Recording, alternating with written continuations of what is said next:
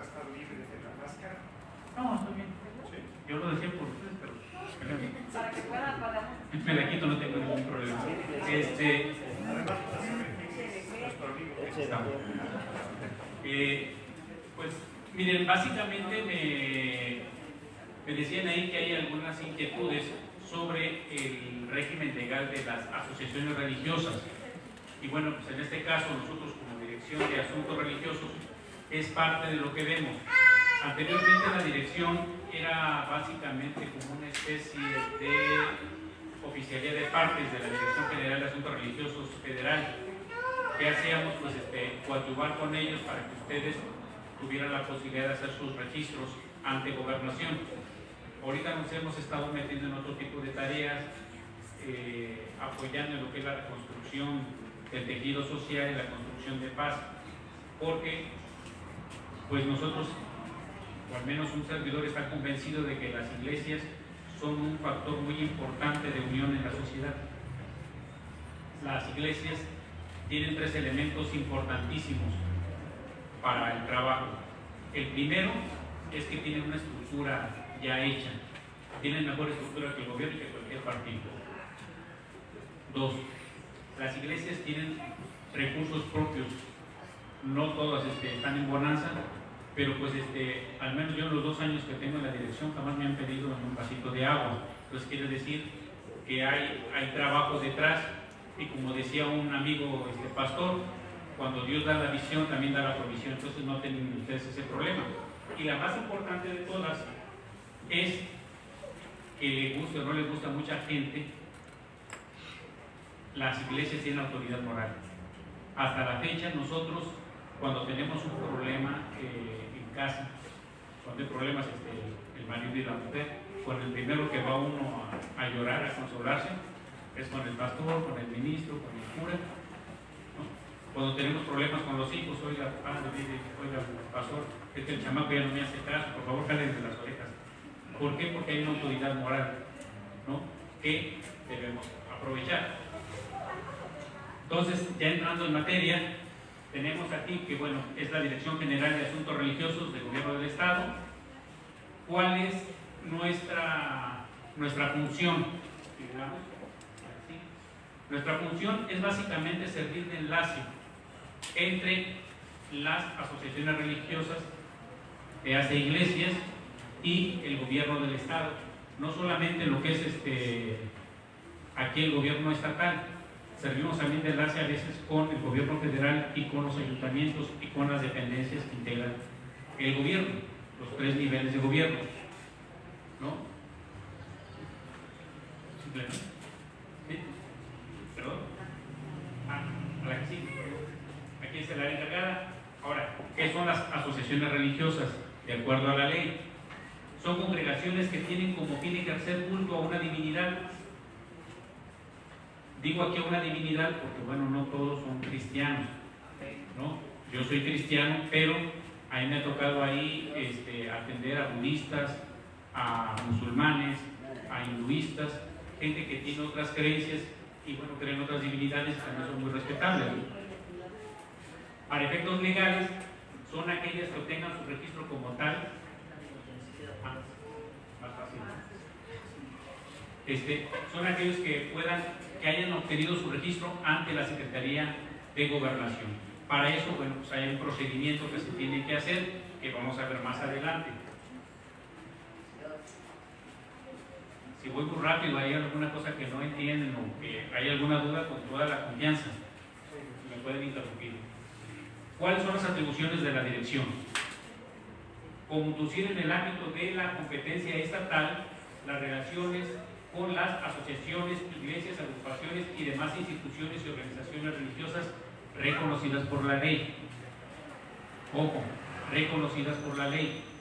Muchas iglesias son chocolatitas, o sea, no tienen registro, ¿no? Esto no quiere decir que, bueno, pues no puedan ejercer su ministerio, ¿no? Porque tenemos afortunadamente en México la libertad de asociación, pero como no están registradas, pues nosotros nos vamos a ver impedidos de darle seguimiento a sus peticiones, a sus solicitudes, a sus gestiones.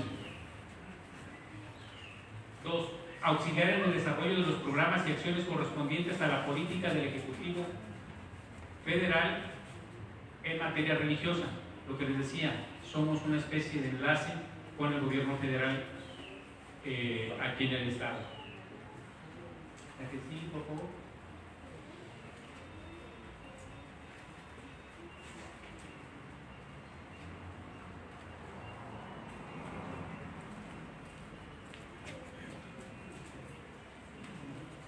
No se ve. Bueno, básicamente esas son las dos principales, ¿no? Ahí viene una serie de cuestiones más que fomentar la cultura del laicismo en el Estado mexicano. Esto es muy importante, miren.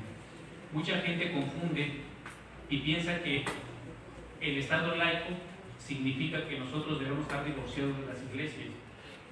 Y yo creo que no. Y lo comentábamos hace rato, ¿no? Las iglesias son fundamentales para el buen funcionamiento de la sociedad, para el buen funcionamiento de este país.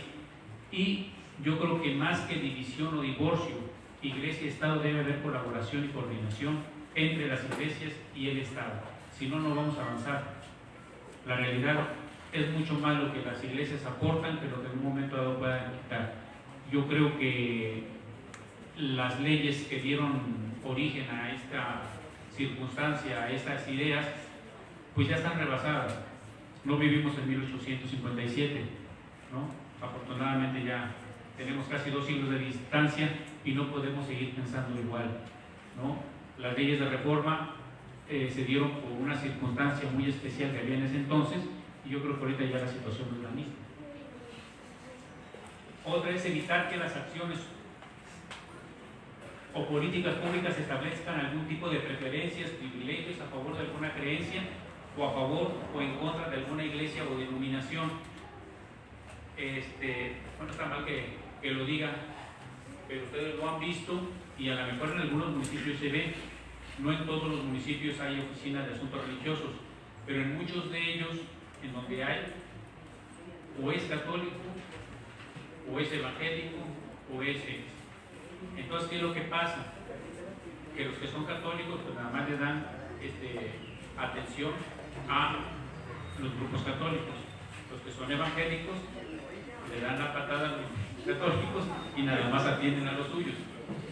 Y yo cuando llegué aquí me dijo el gobernador: a ver, está bien que tú tengas tu creencia, pero la dirección debe atender a todos por igual.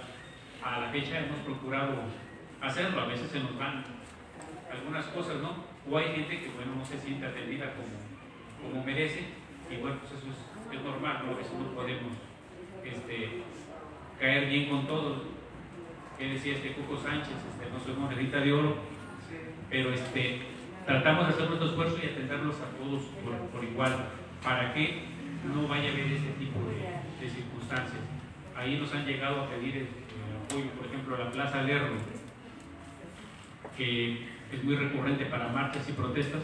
Nosotros hemos estado procurando que también haya otro tipo de manifestaciones, ¿no? Entonces, si llegan un grupo de jóvenes, sobre todo, a hacer algunos eventos, pues hay que darles chance, ¿no? Para que vean que no nada más son protestas, gritos y sombrerazos, sino que las iglesias tienen mucho que aportar, sobre todo los grupos de jóvenes, que son los que más nos piden el apoyo. Organizar y mantener actualizados los registros con información necesaria en materia de asociaciones religiosas y culto público. Es para tener más que control, pues saber con quién estamos tratando, ¿no? Luego a veces nos dicen: oye, en tal lugar, el párroco tal, el pastor tal, y no sabemos. Entonces tratamos de mantenernos actualizados para poder dar una mejor atención. Casi que le seguimos, porque esos son de convenios y todo, pero son más bien locales. ¿La que sigue?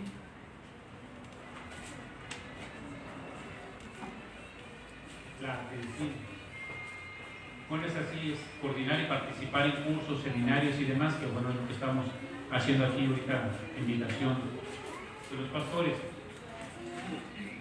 Aquí también el año pasado, por ejemplo, tuvimos un foro muy interesante sobre violencia en el Estado. Participaron pastores de diferentes iglesias, cada quien nos dio su punto de vista sobre el problema, pero no solamente eso, sino también cómo lo están resolviendo en cada una de las iglesias. Fue una situación que pues, le dio bastante luz a la dirección, porque incluso vino gente de México y vino gente de otros lugares a ver el tema. Y es interesante cómo se van abordando el problema de la violencia desde diferentes formas, pero pues al final el objetivo es el mismo, que como decía por ahí una viejita, ¿no? Todos le rezamos al mismo, y la idea es ir todos en la misma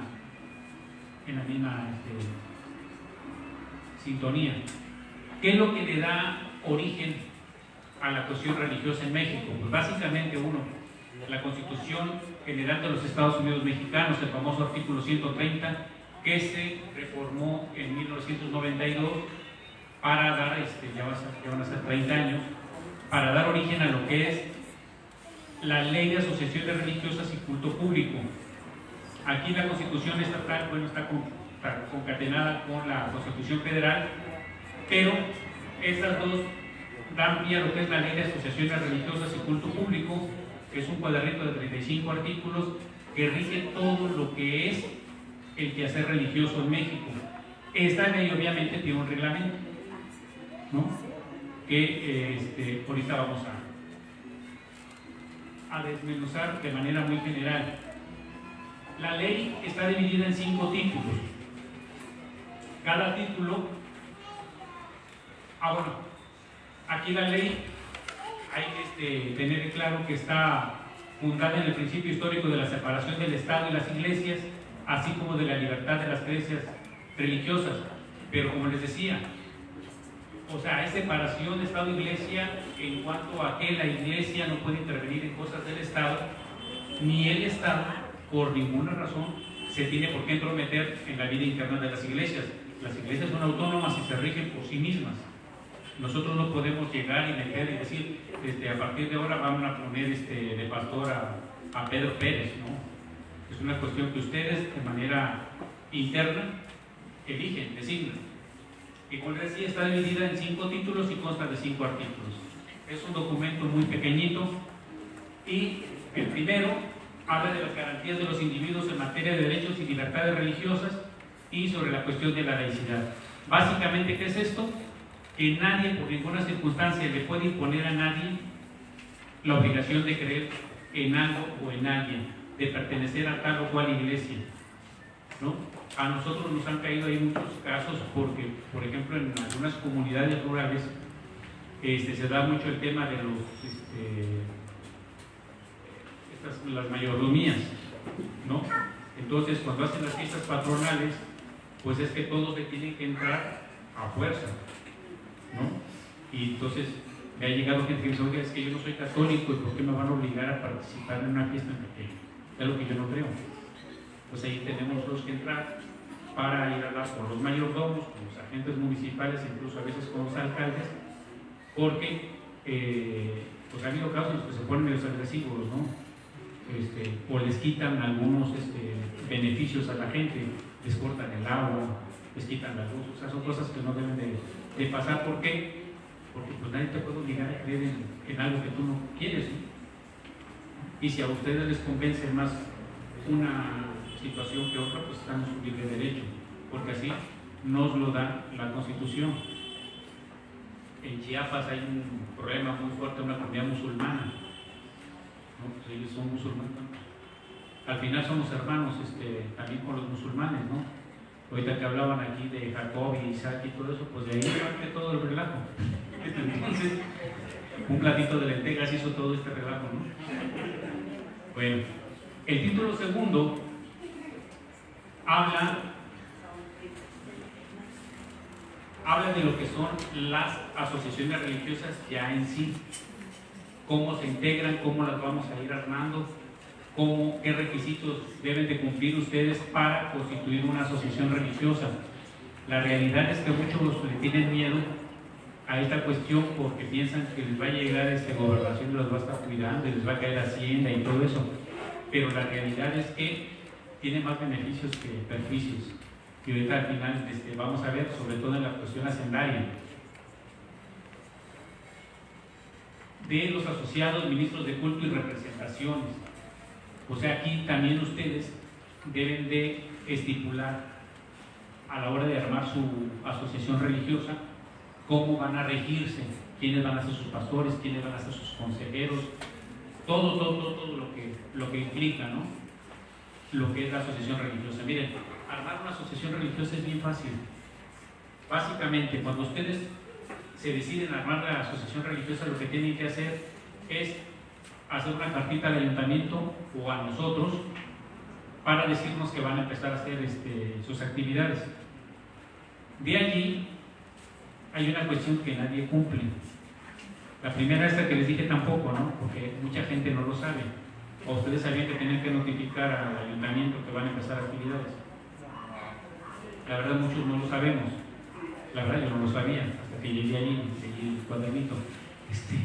De allí tienen que pasar 5 años y les tienen que dar una constancia que les llaman de notorio arraigo, donde se comprueba que ustedes tienen 5 años haciendo actividades. Pero son cosas que podemos subsanar, ¿no? ¿Por qué? Porque es muy difícil comprobar a veces esos 5 años. Entonces, ya puede ser con un notario público, puede ser con una carta del jefe de manzana, la señora de los hielitos, les hace la carta como si fuera una carta de residencia, donde se dice que ustedes tienen más de 5 años haciendo actividades, ¿verdad? Van al ayuntamiento, se la sellan y ya con eso lo hacemos. Número 2, deben de tener unos estatutos bien elaborados ustedes, donde está estipulado todo lo que implica la asociación religiosa de ustedes, desde el nombre, quiénes la integran, cómo se van a regir, quiénes son los pastores, cuáles son sus órganos de gobierno. Básicamente eso. Esa orientación es muy probable que esté en Google, en Internet. Está en la página de la Dirección General de Asuntos Religiosos de la CEGOP, pero si alguno de ustedes tiene la intención de formalizar su AR, nosotros en la dirección en Jalapa les podemos dar toda la formatería para que básicamente nada más ustedes pongan los nombres de las personas. Ya tenemos formatos hechos para que se agilice todo el procedimiento. ¿Hay que mocharse ahí? No, para nada, todo es gratis. Para que no les vayan a ¿cómo se llama? ¿Cuánto dura? El proceso regularmente dura 3 meses. Ahorita por la cuestión de la pandemia se han estado atrasando, pero desde que nosotros llegamos ahorita ya hemos regularizado casi 80 iglesias, ¿no?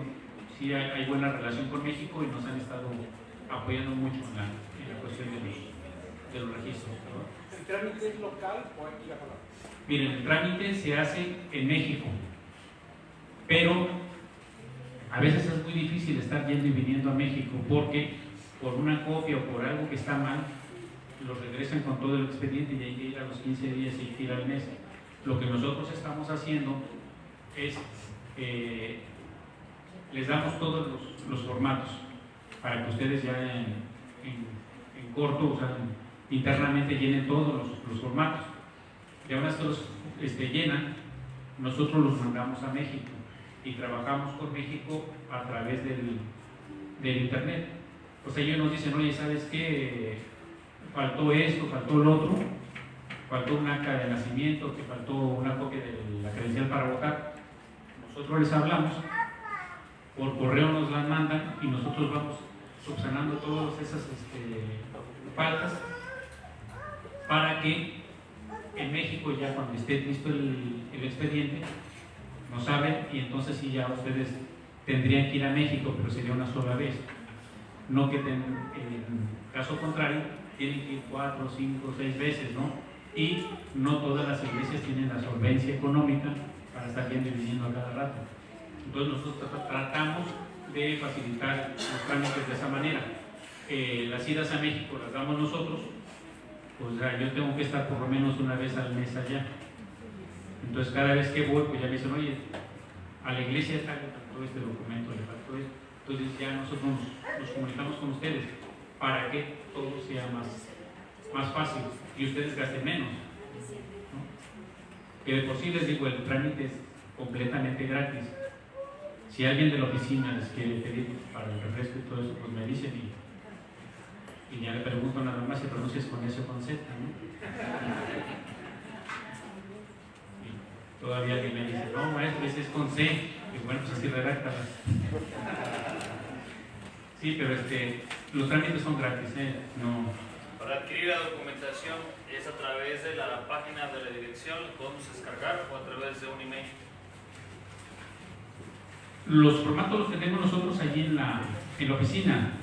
Nos pueden mandar un correo y nosotros les mandamos toda la formatería, porque en la página te vienen los requisitos, pero En archivos descargados.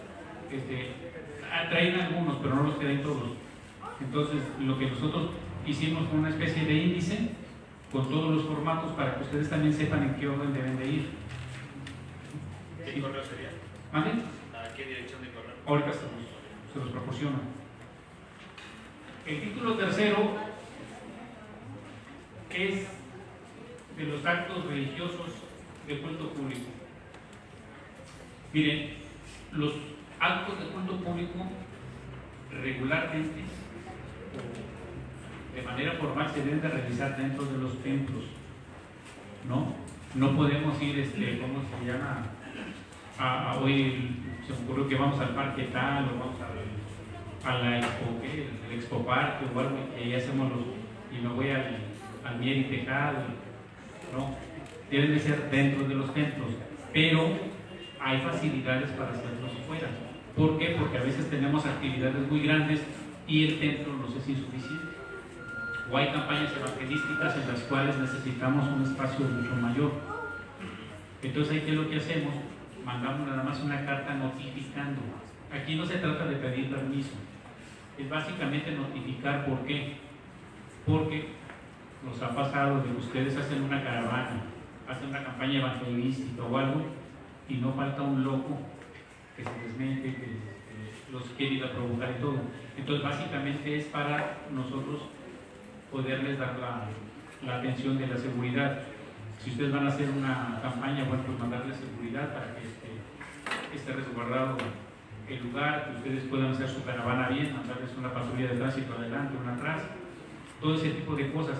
Es básicamente para eso. No es porque nos tengan que pedir permiso, ¿no? Digo que hay libertad de asociación. Y otra, la cuestión de la transmisión de los eventos. Aquí ustedes sí necesitan pedir una autorización especial ante la Secretaría de Gobernación y Radio, Televisión y Cinematografía, porque pues ustedes saben que aquí los medios son públicos, pero no aceptan este tipo de propagandas. Hay trampitas ahí que se hacen, ¿no? Y hay canales, hay Mariavisión, Enlace y demás, pero si ustedes se dan cuenta, las series están fuera del país y solamente se ven a través de canales de paga, de sistemas de paga, perdón. Entonces, legalmente en México no procede ese tipo de cosas, pero si ustedes por alguna situación necesitan proyectar, presentar algún evento, también nos hablan y nosotros conseguimos el permiso de gobernación, no hay ningún problema. Les mando una cartita, también les mando ahí luego el formato. Es muy sencillo. Nos tienen que decir básicamente el nombre de la iglesia, la fecha, la hora y el lugar donde se va a llevar a cabo la transmisión y por qué radiodifusora o por qué canal de televisión. Ahorita, bueno, no fue ahorita, fue el año pasado, con el tema de la pandemia, muchas iglesias, pues casi todas, ¿no? Cerraron, y nos tocó que venía Semana Santa. Entonces, ¿qué hicimos? Pues hablamos con RTV, con la Televisión de Veracruz, y a través de RTV transmitimos programas de diferentes iglesias, ¿no? Anteriormente, pues nada más eran las misas católicas. Entonces ahorita dijimos, no, ¿por qué? Porque hay otro tipo de ritos, ¿no? Entonces hay iglesias pentecostales, hay iglesias adventistas, presbiterianas, de otro tipo, que también quieren promover sus cultos. Entonces lo que se hizo fue darle una hora a cada iglesia. ¿Cuál fue el problema aquí? Que pues como Veracruz es muy extenso, pues básicamente fue una transmisión de iglesias jalapeñas, ¿no? Pero se trató de darle una hora a cada denominación para que se promoviera eso. La verdad nos funcionó bien. Este año pues, abrimos otra vez la invitación, pero pues ya muchos habían abierto, entonces ya no nos la compraron muy bien. Y otra que estaba aquí en el título tercero, es esta, que es la más importante ahorita en este tiempo. No se pueden celebrar actos políticos en los templos. Los van a venir a ver candidatos de todos los colores, sabores y denominaciones. Entonces, digo, hay muchos que se congregan en algunas de las iglesias y pues uno no los puede correr porque son miembros de la iglesia. Pero una cosa es que venga como hermano de la iglesia y otra cosa es que venga y por abajo repartiendo papelitos. No se metan en problemas, los pueden multar por eso, incluso les pueden quitar la acreditación y cerrarles el templo. ¿Por qué? Porque, les digo, está estrictamente prohibido que en las iglesias se lleven a cabo eventos políticos y también que los políticos vayan a querer usarlos, ¿no? Pues incluso es cierre de la iglesia. O sea, sí son penas muy... Y ahorita ustedes no sé si ya se dieron cuenta que el INE anda medio... se volvió estricto de repente, entonces más vale estar guardados ahí, no tiene caso que nos arriesguemos, ¿no? Digo, al final de cuentas todos tenemos nuestro corazoncito y todos tenemos por ahí alguna preferencia, pero lo podemos ver por fuera para no arriesgar a la iglesia. El título 4 habla de las autoridades. Aquí dice que bueno, la aplicación de la ley corresponde a la Secretaría de Gobernación, ya lo habíamos dicho. Las autoridades de los 3 niveles de gobierno no deben intervenir en los asuntos internos de las ARS. Eso es muy importante. Yo no puedo, les decía hace rato, meterme a su iglesia y decirles cómo se van a conducir o quién los va a gobernar y quién va a ser el pastor. Pero así como no podemos, nosotros tampoco lo pueden hacer del gobierno federal ni del ayuntamiento, ¿no? Sí, porque luego suele pasar, me han dicho, que en algunos ayuntamientos llega alguien de allí, ¿no? A veces dice el alcalde, si no es una chichincle y les quiere dar instrucciones y les quiere dar órdenes, eso no se debe permitir, porque entonces pues ya se viola el espíritu de lo que es la iglesia, ¿no? Y por último, que la Secretaría de Gobernación está facultada para intervenir en conflictos entre iglesias.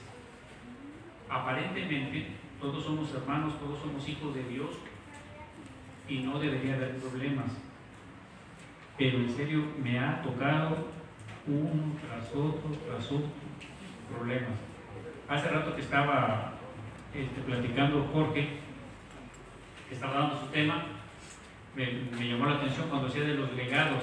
Ese es el principal problema que tenemos nosotros en la dirección, porque resulta que a veces nos confiamos mucho, ¿no? Y pues yo como pastor digo, no, pues voy a poner a mi compadre para que él tenga a su cargo todas las propiedades de la iglesia. ¿Por qué? Pues mi compadre no me va a fallar, ¿no? Entonces ponemos el templo a nombre del compadre, pues del amigo, del hermano, todo, pero resulta que se muere el compadre. ¿Y qué pasa? Que él era muy honesto y muy leal y todo, pero los hijos dicen, el pastor era mi papá y se queda para acá. No respetan los acuerdos que ya habían y hay muchas iglesias que se han quedado sin templo por esa situación.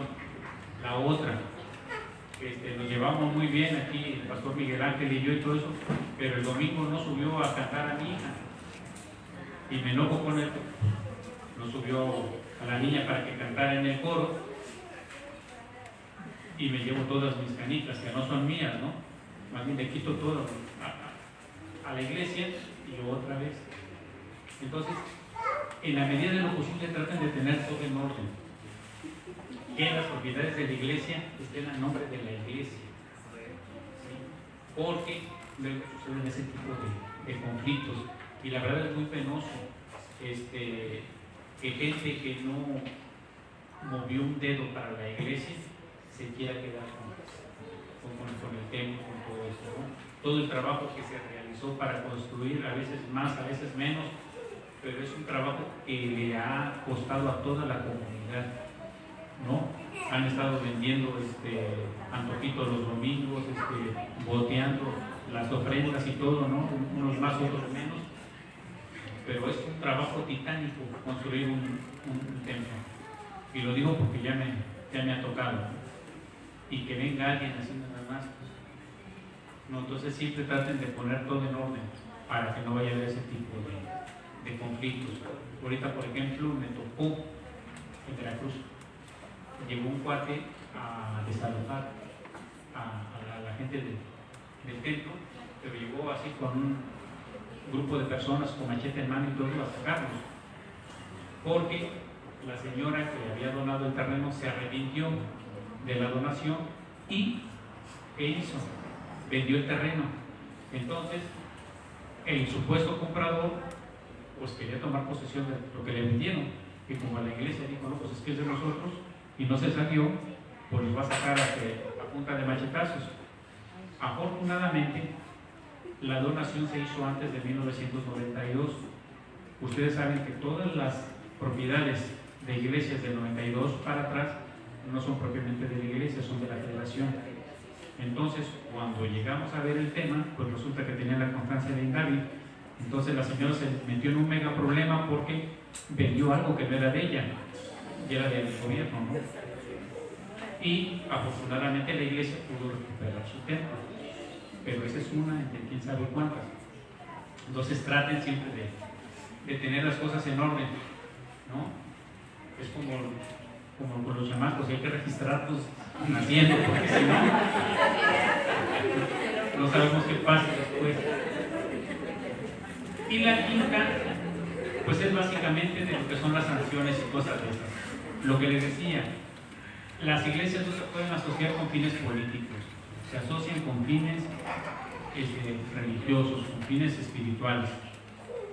No podemos agraviar los símbolos patrios. Aquí hay una discusión muy fuerte de si es permitido o no es permitido, porque ahí entró CONAPRED a darle la razón en parte a los testigos de Jehová, que ya ven que ellos no respetan símbolos patrios, pero dice que bueno, cada quien es libre de creer en lo que quieren. Si ellos no quieren creer la bandera, pues que no crean, pero está estipulado en la ley que no podemos agraviar los símbolos patrios. Adquirir bienes y derechos que no sean para el cumplimiento de sus fines. Lo que adquiera la iglesia es para la iglesia. No podemos tener un templo y rentarlo para fiestas de 15 años y demás. O sea, el fin del templo es alabar a Dios. Ejercer violencia física o moral para el logro de sus objetivos. Lo que les decía hace rato, nadie me puede presionar a creer en tal o cual cosa. Y también, bueno, se ha dado en algunas iglesias que hay métodos de coacción y medios canijos, ¿no? Hermano, anoche soñé que el Señor me decía que me tenías que entregar tu casa, porque eso no procede. Digo, Dios no actúa así, ustedes lo saben. Y ostentarse como AR sin tener registro como tal. No podemos decir que somos iglesia si no somos iglesia. Entonces tenemos que procurar ponernos en orden, porque les decía, el ser iglesia y no tener el registro como AR, pues es como el niño que no tiene acta de nacimiento, no puede entrar a la escuela, no le pueden poner las vacunas y no pueden hacer algunas situaciones.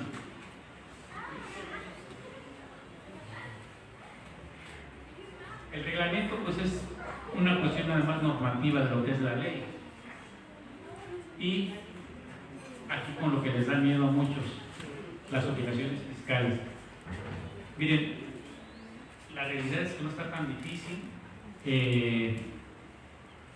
Las iglesias entran en un régimen especial y cada año se va renovando un acuerdo que hace el SAT para regir a las iglesias. Entonces aquí que las asociaciones religiosas constituidas en los términos de la ley podrán cumplir con sus obligaciones fiscales en los términos del título 3 de la Ley de Impuestos sobre la Renta, es decir, en el régimen de personas morales con fines no lucrativos.